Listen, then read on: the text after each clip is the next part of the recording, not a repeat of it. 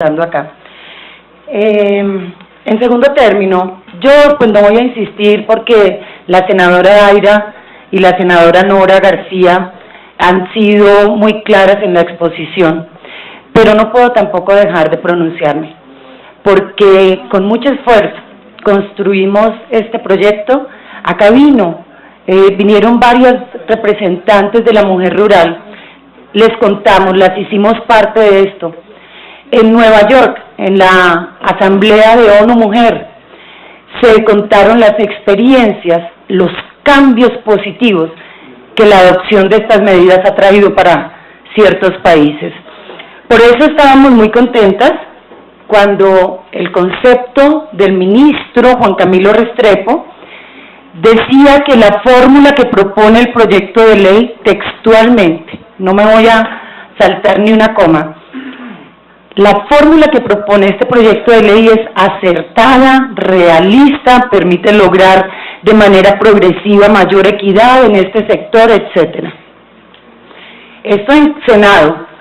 Y cuando vamos a acompañar la votación en Cámara, encontramos el concepto del viceministro, doctor Andrés Felipe García, que dice que este proyecto es inconveniente.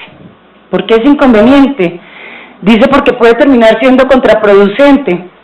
Las entidades oferentes no van a evaluar las propuestas presentadas con toda rigurosidad. Y por otro lado, las mujeres posiblemente presentarán propuestas defectuosas e incluso inviables. ¡Qué falta de respeto! Esto, ministro, de verdad que nos ofende. Porque al contrario, si ve un esfuerzo que haga una población, es el de la mujer en el campo, donde la discriminan, la atropellan, y allá está firme, sosteniendo a su familia y generando arraigo y producción. En los países donde se ha implementado esto, vice, no ha pasado esto. Al contrario, se ha fortalecido el sector, han crecido las economías. Entonces, consideramos un agravio ese concepto que se rindió. De verdad que el día que la mujer rural se pare a reclamar sus derechos, este país de verdad va a cambiar. Voy a hacer unas breves anotaciones. Primero, no es bueno decir, lo dije, pero tengo que reiterarlo. Nosotros desde la pasada legislatura, con 16 senadores, le enviamos en 2 oportunidades, sin recibir ninguna respuesta, al presidente de la República una notificación de que habíamos creado la bancada agraria y que la habíamos creado de manera urgente porque veíamos venir una crisis sin precedentes en el país y que se hacía necesario convocar a un gran diálogo nacional, tal cual, así en estos términos lo dijimos en esos oficios. Diálogo en el que debían participar los productores agropecuarios, los campesinos a los que les duele, los que venían contándonos que las cosas no estaban saliendo bien en el campo. Tenía que estar, por supuesto, los gremios, la institucionalidad, para dar una discusión abierta, porque hay productores que no se sienten representados, y eso también hay que decirlo acá. Tenía que estar, por supuesto, el gobierno, que es el que tiene las herramientas, pero tendría que estar también el Congreso, porque el Congreso representa lo que es el país. Les guste o no les guste, nosotros somos el reflejo de nuestra sociedad, y acá hay una bancada que se preocupa realmente por ese tema. No fuimos escuchados, de hecho fuimos ignorados, no hubo ninguna reacción. Pasó lo que tenía que pasar, que llega un momento en que cuando no existen canales de diálogo, estallan las crisis. Y ante esa crisis, pero previamente a que ella también estallara, acá hicimos un primer debate en la comisión y le dijimos al ministro de Hacienda: ministro, es que no entendemos quién elabora el presupuesto, el proyecto. Si tenemos un país a puertas de un paro nacional, ¿cómo vamos a explicar que se disminuye el presupuesto sectorial? No lo entendíamos. Disminuía en más de un 32%. ¿Cómo explicábamos al país que el ICA, doctor Martínez, ahora que hemos celebrado toda esa cantidad de tratados, el ICA es el organismo encargado de homologar los protocolos y permitir la salida de nuestros productos y parar o frenar o revisar el ingreso de los que vienen de los demás países y se le disminuía el presupuesto? Eso no tiene lógica. Con esto lo que le quiero decir, ministro, es que lo primero que tiene que tener un ministerio, un gobierno, es estar sintonizado con la realidad nacional. Si no se sintonizan, pasan cosas como esta, que para todos nosotros era evidente lo que se venía, pero para el gobierno fue una sorpresa, fue algo que lo tomó realmente sin estar preparado, de verdad que inexplicablemente, porque todas las señas eran claras.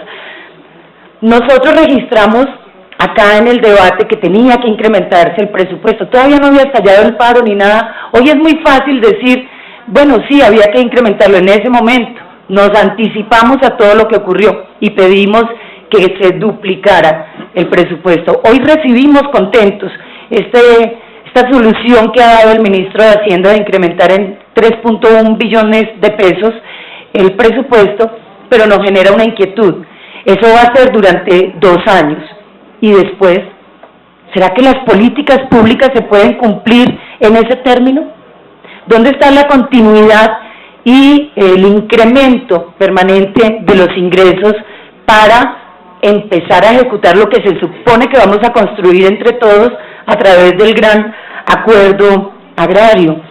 Yo no creo que sea solamente apagar el fuego por 1 o 2 años. Acá tenemos que tener la inteligencia suficiente para decir de dónde van a salir los recursos, cuáles van a ser las fuentes para darle de manera permanente un ingreso al sector, porque de lo contrario, nuevamente vamos a caer en la solución de un problema coyuntural y no estructural como nosotros estamos buscando. Por eso la bancada agraria en la pasada reunión, donde el senador Mora menciona que no tuvimos la oportunidad de intervenir en la reunión del Pacto Agrario, dejamos en nombre de la bancada y de la Comisión Quinta un documento donde pedíamos en primer término que se cree un sistema nacional agropecuario, que las secretarías de agricultura de los municipios, de los departamentos, se articulen con el Ministerio de Agricultura. Es que es increíble ir uno al ministerio con el gobernador del Bichá y empezar a hablar del municipio de La Primavera y que la gente que está alrededor, que asesora al ministro, pregunte, ¿y eso dónde queda? Cuando se supone que la altillanura es el tema de moda y es lo que tienen que manejar todos los funcionarios. Realmente siente uno una frialdad, apenas como una obligación de hacer la tarea. Ministro, el ministerio tiene que ser reestructurado, pero no es solamente ponerle nuevo nombre a las oficinas, es ponerle nueva actitud a los funcionarios. Ahí hay gente valiosa, buena, pero también hay gente que solo ve cifras y no siente el sector, y eso sí es imposible pues que sean quienes lo asesoren y lo acompañen, porque yo creo que todas las cosas hay que hacerlas con pasión, especialmente esta que lleva inmerso el futuro y la vida misma de tantas personas. Un sistema nacional agropecuario, una reestructuración profunda del ministerio y unos recursos permanentes que se irriguen de manera permanente en el sector. ¿De dónde salen? Bueno, toca ver cómo generamos como un situado, así como hay un situado fiscal, un porcentaje permanente en la Constitución que señala cuántos recursos, qué porcentaje deben ir a educación, salud, saneamiento. También tenemos que empezar a generar esas normas permanentes para el sector agropecuario. Y en segundo término, hemos oído al ministro de Hacienda anunciar que hasta el 2014 viene ese sistema fiscal amarrado a tratar de parar la bomba pensional y que se liberan los recursos a partir del 2015. Esos recursos generan un margen fiscal a partir de ese año y allí puede estar una fuente importante de financiación para el sector agropecuario. No puedo extenderme más, sé que es importante escuchar al ministro, pero déjeme decirle dos cosas. Las cosas tienen su dinámica y taparse los ojos no impide que ocurran.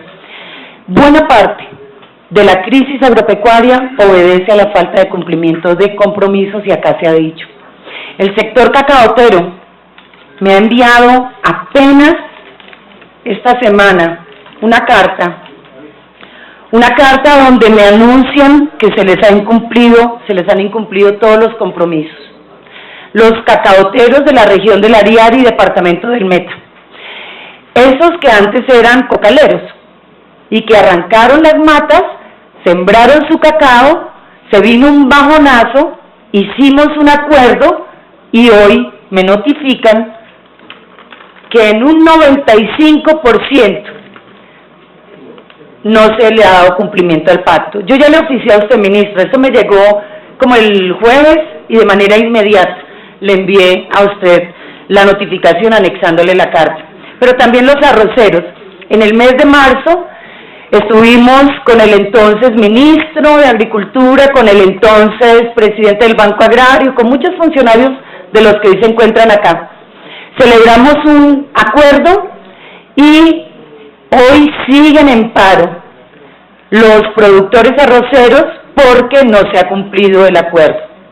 Porque es como un juego. Entonces celebro el pacto, pero meto una clausulita que después me permite incumplirlo. Bueno, eso se puede hacer, claro, están en una posición, digamos, dominante frente a los productores, pero llega el momento en que la farsa no aguanta más, y eso es lo que ha venido ocurriendo con los arroceros.